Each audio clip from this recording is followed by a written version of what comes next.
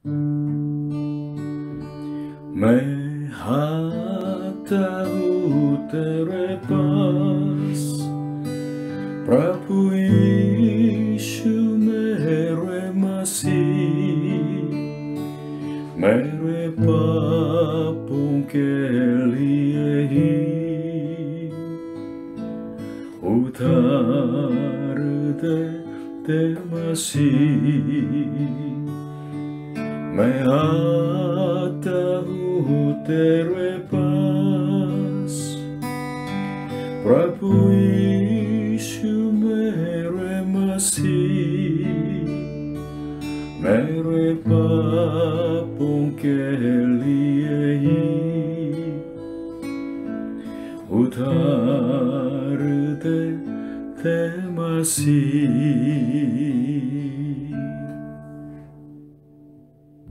Hallelujah. प्रभु यीशु मसीह आप सबको आशीष और शांति दे। क्या आप सुख हैं?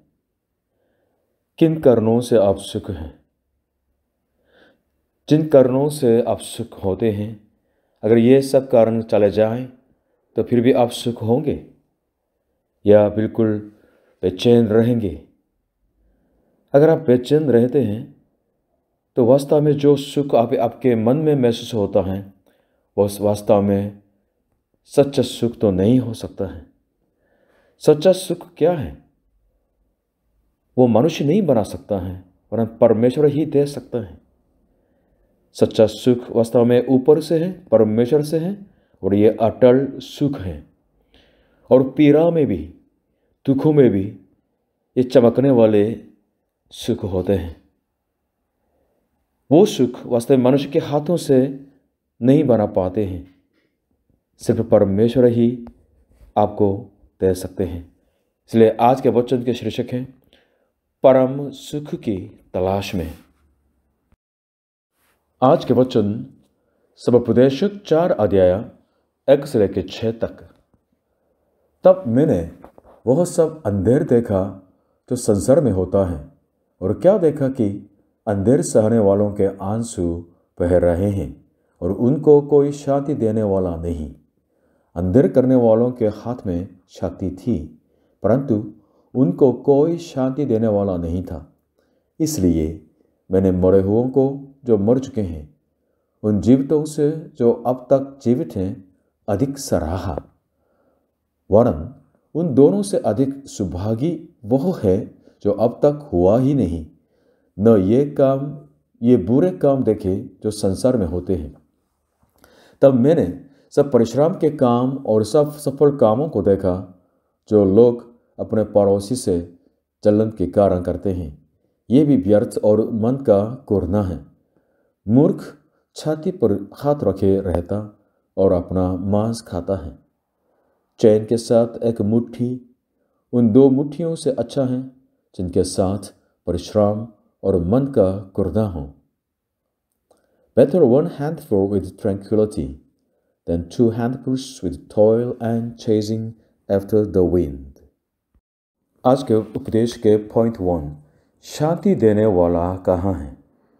अंधेर, संसार में अंधेर जो भरे हुए हैं, ये गिनती नहीं कर सकते हैं। एक आदमी दूसरे आदमी को, और पिता बच्चों को, और पति पत्नी को, और पत्नियां पति को, और बच्चे अपने माँ बाप को, और राजा अपनी प्रजा को, और देश अपनी प्रजा को, और एक देश दूसरे देश को, और एक जाति दूसरे जाति को बिल्कुल साफ करना चाहते हैं, उनको काटना चाहते हैं, उनको नाश करना चाहते हैं। इंडिया में एक कास्ट दूसरे कास्ट के ऊपर इतना अंधेर करता है, और एक धर्म दूसरे धर्म पर भी अंधेर करता है। जिसके पास शक्ति है, उन लोगों को जो शक्तिहीन है उनको अंधेर करता है। इसलिए मनुष्य की इतिहास अंधेरों की इतिहास है। इसका मतलब यह है कि मनुष्य जाति वास्तव में पापी है, पाप का दास है। इसलिए उनको पाप क्षमा के उद्धार की आवश्यकता होती है। जो भ्रष्ट है, अगर उनको शक्ति दी जाती है तो और भ्रष्ट हो जाते हैं। इसलिए जिनके पास कोई सामर्थ्य नहीं लड़ने के लिए, तो क्या करते हैं? सिर्फ आंसू बहाते हैं, सिर्फ शांति देने वाले की प्रतीक्षा करते हैं। लेकिन मनुष्यों में से कौन मनुष्यों की पीड़ा को समझ सकते हैं, और हम कितने शांति पा सकते हैं मनुष्यों की तरफ से? ज़्यादा नहीं। सिर्फ परमेश्वर ही सच्ची शांति दिला सकते हैं। मैं एक स्त्री यानी मेरे जो माता जी के बारे में बताना चाहता हूँ। हम क्रिश्चियन बैकग्राउंड से नहीं हैं, हम बुद्धिस्ट परिवार कैसे हैं। जब माता जी ने प्रभु यीशु को पाया है तो पिताजी के द्वारा बहुत बहुत तो दुख उठाया है।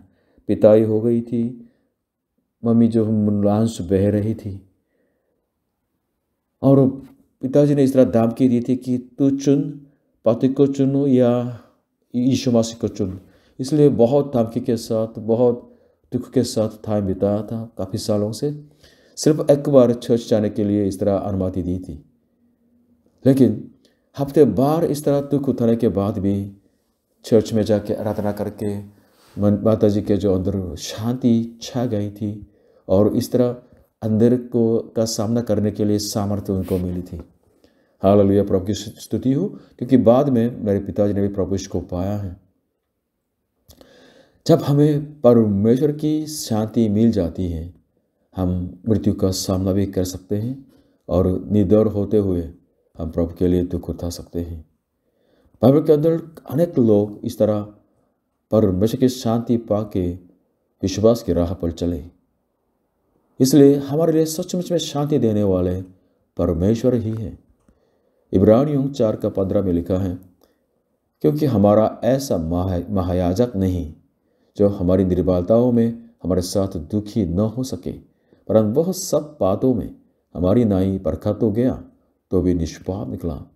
इसलिए आओ हम अनुग्रह के सिंहासन के निकट हिया बांध कर चलें कि हम पर दया हो और वह अनुग्रह पाएं जो आवश्यकता के समय हमारी सहायता करे।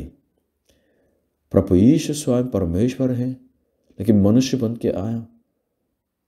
हमारी निर्बलताओं में वह दुखी हो जाते हैं। मनुष्य बन गया, इसलिए वो मनुष्य को समझ सकते हैं।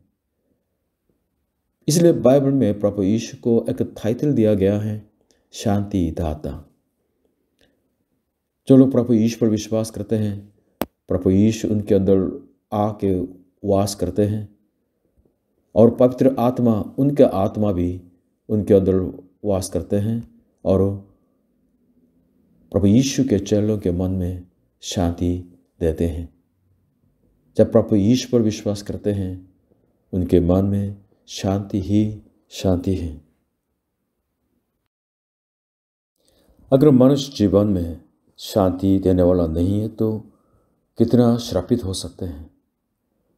इसलिए सुलेमान राजा इस तरह कहते हैं कि जिनके पास शांति दाता नहीं है तो ये वास्तव में मरे हुए लोग अच्छे हैं उन जीवितों से, और उन दोनों से अच्छे हैं कि वे लोग जो अभी पैदा ही नहीं। क्या आपके जीवन में शांति है? क्या आप जान गए कि शांति दाता आपके लिए हैं? क्या आपके दिल की गहराई में आप तो रोते नहीं? अगर इस दुनिया में पैदा होके दुख ही दुख उठाते हैं तो क्या मतलब होता है, क्या मूल्य होता है? हाँ, मनुष्य जीवन तो वास्तव में दुखों का सागर है। मनुष्य जीवन में रहते हुए हम दुख से भाग नहीं सकते हैं, सताव भी आ जाता है। इसलिए व्यर्थता से लगता है, और पीड़ा ही पीड़ा और वायु को पकड़ना जैसा होता है। इसलिए शांति मनुष्यों के लिए सबसे आवश्यक चीज़ है, और शांति वास्तव में परमेश्वर की तरफ से मनुष्यों को मिलने वाले सबसे बड़ा उपहार है। शांति दाता प्रभु यीशु है। इसलिए उनके पास, उनके चरणों में आके आप मांग सकते हैं, हे प्रभु यीशु मेरे ऊपर दया कर, मेरे पापों को क्षमा करो, मेरे को शांति दी। क्योंकि प्रभु यीशु जब आपके दिल में आएंगे तो आपके जीवन में शांति भरपूर हो जाएंगी, और ये सनातन काल के लिए शांति होगी। प्रभु यीशु जी ने ये वादा किया था कि मैं तुम्हें शांति दिए जाता हूँ, अपनी शांति तुम्हें देता हूँ, जैसे संसार देता है मैं तुम्हें नहीं देता। तुम्हारा मन न घबराए और न डरे। हम कंपटीशन के युग में रहते हैं। हम दूसरे लोगों को अपने मुकाबला के रूप में देखते हैं, इसलिए उनको दबा के, उनको कुचल के ऊपर जाना चाहते हैं। इसलिए पड़ोसी गायब हो गया है। सोलोमन ने भी इस तरह मनुष्य समाज को परखा। 4 और 5 में इस तरह लिखा है, तब मैंने सब परिश्रम के काम और सब सफल कामों को देखा जो लोग अपने पड़ोसी से जलन के कारण करते हैं। ये भी व्यर्थ और मन का कोरना है। मूर्ख छाती पर हाथ रखे रहता और अपना मांस खाता है। क्यों मनुष्य समाज इतने व्यस्त हैं, इतना कार्य हैं, सफलता दिखाई देती है, परिश्रम करते हैं, मेहनत करते हैं। अब अगर कोरियन समाज को देखेंगे तो आपको समझ में आ जाएगा। लेकिन सोलोमन ने परखा इन सारे जो व्यर्थता के व्यवस्था के जो पीछे क्या है, जड़ क्या है, वो ये है कि 4 पद में लिखा है, अपने पड़ोसी से जलन के कारण करते हैं। तो ये कारण क्या है?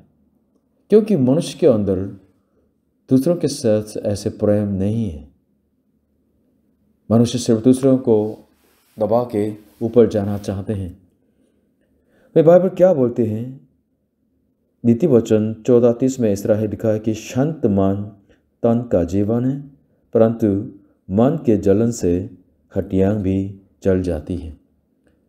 जिस समाज के अंदर इस तरह जलन के कारण, पड़ोसी से जलन के कारण ऐसे कार्य करते हैं, अगर ऐसे प्रेरणा से लोग चलते हैं तो वास्तव में ये स्वस्थ नहीं है, हेल्थी समाज नहीं हो सकते हैं। मन के जलन से हड्डियां भी जल जाती हैं। मतलब टोटली समाज, मनुष्य की जो सोसाइटी बीमारियों में पड़ जाते हैं। हम किस काम को करते हैं, परिश्रम कर सकते हैं, लेकिन किसी प्रेरणा से करें, ये बहुत बहुत महत्व होता है। आपके बोली, आपके व्यवहार, आपके विचार, आपके कल्पना किसी प्रेरणा से ऐसे जुड़े हुए, इसको पूछना है। अगर आपके मन के अंदर सच्चे दिल, सच्चे प्रेरणा नहीं है तो वास्तव में आप गलत हो जाते हैं। क्या होना चाहिए आपके दिल में, मेरे दिल में? सच्चे प्रेरणा क्या होना चाहिए? अगर ये पूछें, बाइबल जवाब देते हैं, प्रेम। अगर हमारे दिल में प्रेम नहीं है तो हमारा दिल सूखा सूखा सा बन जाता है, जैसे बहुत समय से बारिश न मिली झुलसी हुई ज़मीन जैसे बन जाती हैं। हम सचमुच में ऐसे युग में रहते हैं जहाँ पड़ोसी गायब हो गया। अब पड़ोसी को किस दृष्टि से देखते हैं? प्रेम की दृष्टि से या ईर्ष्या की दृष्टि से? अधिक लोग जिस तरह से जो शहर में लोग तो दूसरे पड़ोसी को सचमुच में घृणा करते हैं, उनको दुश्मन समझते हैं और उनसे झगड़ते हैं, लड़ते हैं। इंडिया में भी देखिएगा, खास्त के बीच में कितने गड़बड़ हो जाते हैं और लोग खास्त को कितनी निंदा से देखते हैं और उनको कुचलने की कोशिश करते हैं। अपने पड़ोसी को क्या आप शत्रुता से नहीं देखते हैं? लेकिन बाइबल हमें सिखाते हैं पड़ोसी आपके ईर्ष्या के पदार्थ नहीं, वरन आपके प्रेम के पदार्थ हैं। दूसरे मनुष्य के साथ किसी संबंध में रहना है, यह बहुत बहुत मुख्य सवाल होता है। अगर हम सुख जीवन, परम सुख जीवन पाना चाहते हैं तो सचमुच में हमें सही ढंग से संबंध रखना है। पहले परमेश्वर और आपके बीच में सही संबंध, प्रेम का संबंध, और पड़ोसी और आपके बीच में सही संबंध, प्रेम का संबंध। इसलिए प्रभु यीशु जी ने हमें परम सुख का रास्ता बता दिया है। मत्ती 22 अध्याय 37 से लेकर 40 तक प्रभु यीशु ने कहा, तू परमेश्वर अपने प्रभु से अपने सारे मन और अपने सारे प्राण और अपनी सारी बुद्धि के साथ प्रेम रख। बड़ी और मुख्य आज्ञा तो यही है, और उसी के समान यह दूसरी भी है कि तू अपने पड़ोसी से अपने समान प्रेम रख। यही 2 आज्ञाएं सारी व्यवस्था और भविष्यद्वक्ताओं का आधार है। हाँ, हमें हमेशा प्रेम की कमी महसूस होती है। हमको मानना है हमारे दिलों के अंदर ज़्यादा प्रेम नहीं है। इसलिए प्रेम का सागर, दया का सागर परमेश्वर के सामने हम विनती करें, हे परमेश्वर, मेरे दिल के अंदर, मेरे खाली दिल के अंदर आपके प्रेम भर दीजिए, ताकि मैं दूसरों से प्रेम कर सकूं और आपसे भी मैं प्रेम कर सकूं। हमारे जो सुख जीवन के बुनियाद आधार दूसरी चीज़ें नहीं हो सकती है। अगर आप संपत्ति को, पैसों को अपने जीवन की सुरक्षा बुनियाद बनाने की कोशिश करते हैं तो आप गलत हैं, आप गिर जाएंगे। सिर्फ हमारे जीवन के जो बुनियाद है, हमारे सुख, परम सुख जो जीवन के बुनियाद प्रेम है। जब प्रेम होगा परमेश्वर के साथ बिल्कुल ठीक संबंध में आप सुख जीवन पाएंगे, और पड़ोसी से भी प्रेम होगा तो सचमुच में आप सुख जीवन पाएंगे।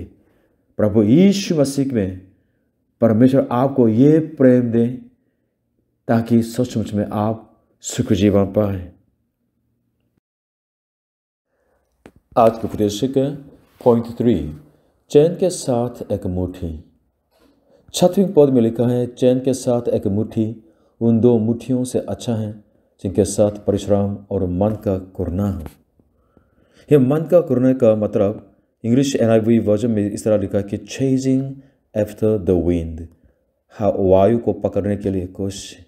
इतना व्यर्थता का काम हो जा सकते हैं। चैन के साथ जीवन जीना बहुत महत्व है।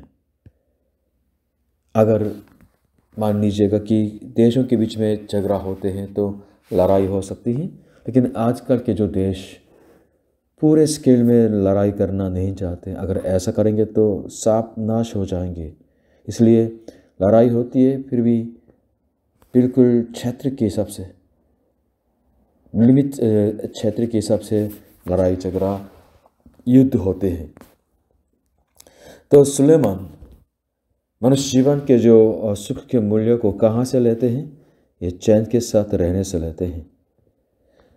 मैं और मेरी पत्नी एक परिवार को बहुत नज़दीक से देख के आ रहे हैं। उस जो परिवार के अंदर मेन जो स्त्री है, उनके जो चरित्र बिल्कुल सही नहीं है। इसलिए उनकी वजह से पति भी गड़बड़ हो गया है और उनके फादर मदर इन लॉ के साथ बहुत चोट पहुंचा दी है, और उनके बच्चे भी ठीक से विश्वास से नहीं जाते हैं, और उनकी वजह से पूरे परिवारजन, भाई बहन लोग भी बहुत सच में पीड़ा में हैं। हाँ, उनके पास ज़्यादा पैसा तो है लेकिन चैन नहीं है। नीति वचन 21 अध्याय 9 में इस तरह लिखा है, लंबे चौड़े घर में झगड़ालू पत्नी के संग रहने से छत के कोने पर रहना उत्तम है। आज के वचन भी मिलता है ना, चैन के साथ एक मुट्ठी उन 2 मुट्ठियों से अच्छा है जिनके साथ परिश्रम और मन का कुरना है। हम कैसे चैन को अपना के जी सकते हैं? अगर ये पूछेंगे तो जरूर जानिए कि चैन वास्तव में परमेश्वर का वरदान है। सोच लीजिए, अगर हम चाहते कि बिल्कुल चैन के साथ, लेकिन अगर बीमारियां लगातार एक के बाद एक आ जाती हैं या हमारा संबंध टूट जाता है तो चैन कहाँ से होगी? इसलिए हमारे जीवन में चैन के साथ रहने के लिए, इस तरह सुख जीवन जीने के लिए परमेश्वर की तरफ से हम दया मांग सकते हैं। इसलिए प्रार्थना करना बहुत ज़रूरी होता है अपने जीवन के लिए। पहले तीमुथियुस 2 अध्याय 1 से 2 सुनेंगे, स्पष्ट हो जाएगा। इस तरह लिखा है, अब मैं सबसे पहले ये उपदेश देता हूँ कि विनती और प्रार्थना और निवेदन और धन्यवाद सब मनुष्यों के लिए किए जाएं, राजाओं और सब ऊंचे पद वालों के निमित्त, इसलिए कि हम विश्राम और चैन के साथ सारी भक्ति और गंभीरता से जीवन बिताएं। यहाँ लिखा है विनती, प्रार्थना, निवेदन, धन्यवाद लगातार करना है सब लोगों के लिए। मतलब हमारे जो संबंध में लोग हैं उनके लिए प्रार्थना करते रहना है, और जो समाज में ऊंचे पद वालों के लिए भी प्रार्थना करना है। किस मकसद से? स्पष्ट है, इसलिए कि हम चैन के साथ जीवन बिताएं। हाँ, चैन जस उसमें परमेश्वर का वरदान है, लेकिन हमें प्रार्थना करनी है चैन के साथ जीवन जीने के लिए। नहीं तो बहुत समस्या से भरे हुए जीवन जिएंगे, आंसू बहाएंगे। चैन के साथ एक मुट्ठी से जीना का मतलब है संतोष। इसलिए संतोष और भक्ति के बारे में थोड़ा सोचें। संतोष अगर जीवन में है तो मनुष्य जीवन में चैन भी मिलेगा और सचमुच में यह भक्ति के साथ बहुत भलाई का काम करेगा। पहला तीमुथियुस 6 अध्याय 6 से लेकर 10 में इस तरह बहुत सुंदर वचन लिखा है। पर संतोष सहित भक्ति बड़ी कमाई है, क्योंकि न हम जगत में कुछ लाए हैं और न कुछ ले जा सकते हैं। और यदि हमारे पास खाने और पहनने को हो तो इन्हीं पर संतोष करना चाहिए। पर जो धनी होना चाहते हैं वे ऐसी परीक्षा और फंदे और बहुतेरे व्यर्थ और हानिकारक लालसाओं में फांसते हैं, जो मनुष्यों को बिगाड़ देती हैं और विनाशी के समुद्र में डुबा देती हैं। क्योंकि रुपया का लोभ सब प्रकार की बुराइयों की जड़ है, जिसे प्राप्त करने का प्रयत्न करते हुए कितनों ने विश्वास से भटक कर अपने आप को नाना प्रकार के दुखों से छलनी बना लिया है। आपको याद है, मैंने बताया था कि Alexander the great king, Alexander महाराजा के बारे में इतने देशों को हमला किया है, शासन किया है, कब में लिया है, लेकिन जब वो मर रहा था तो एक विल दे दिया था। वो ये था कि जब मैं मरूंगा तो मेरे खफे के दोनों तरफ होल बना लें और मेरे दोनों हाथों को इधर उधर ऐसे उन होल से पार कर दें, ताकि जब ये लोग मेरे खफे को ले जाते हैं तो मेरे खाली हाथ ऐसे हिल जा सके और लोग देख सके कि सचमुच में हम खाली हाथ से आते हैं और खाली हाथ से जाते हैं। ये जिंदगी के शिक्षा पा सके। भाइयों बहनों, हम सच में नंगे पांव से आते हैं, नंगे पांव में चले जाएंगे। कुछ नहीं लाए हैं इस दुनिया में, कुछ नहीं यहाँ से ले जा सकते हैं। इसलिए धन दौलत हमारी जिंदगी के बुनियाद नहीं हो सकते हैं। हमारे दिलों को कुछ और बात से भरना है। वो है प्रेम, वो है शांति और वो है चैन, पैसे नहीं। और एक और वचन आप सुनिएगा कि इब्रानियों की 13 अध्याय 5 से लेकर 6 पद तक इस तरह आज्ञा है कि तुम्हारा स्वभाव लोभ रहित हो और जो तुम्हारे पास है उस पर संतोष किया करो, क्योंकि उसने आप ही कहा है कि मैं तुझे कभी न छोड़ूंगा और न कभी तुझे त्यागूंगा। इसलिए हम बेधड़क होकर कहते हैं कि प्रभु मेरा सहायक है, मैं न डरूंगा, मनुष्य मेरा क्या कर सकता है। इंग्लिश में ये 5वें पद के अनुवाद इस तरह है, NIV वर्जन में, keep your lives free from the love of money and be content with what you have, because God has said, never will I leave you, never will I forsake you. परमेश्वर आपको पैसे दे सकते हैं, आप पैसे कमा सकते हैं, कोई बात नहीं, यह अच्छी बात है, आशीष है। लेकिन पैसों के ऊपर इतने दृष्टि लगा के अपने मन को चुराने के लिए इस तरह मौका मत दीजिएगा पैसों को। बाइबल के अंदर एक जो आदमी है आयूब नाम का, इतने धनी व्यक्ति थे। ऐसा बाइबल में लिखा है कि पूर्व क्षेत्र में उससे धनी नहीं था। बहुत पैसे वाले थे, बहुत संपत्ति रखने वाले थे, उनके पास 10 बच्चे थे। लेकिन एक दिन में परमेश्वर ने उन 10 बच्चों को ले लिया है और उनके संपत्ति को सब ले लिया है। तो बिल्कुल बेकार सा हो गया है, कंगाल सा हो गया है। लेकिन और उनके 3 दोस्त आके उनके ऊपर दोष लगाया और उनकी निंदा की, बहुत दुख जो पहुंचाया है, लेकिन उस हाल में अय्यूब ने अंगीकार किया है, मैं कभी खुश नहीं हुआ।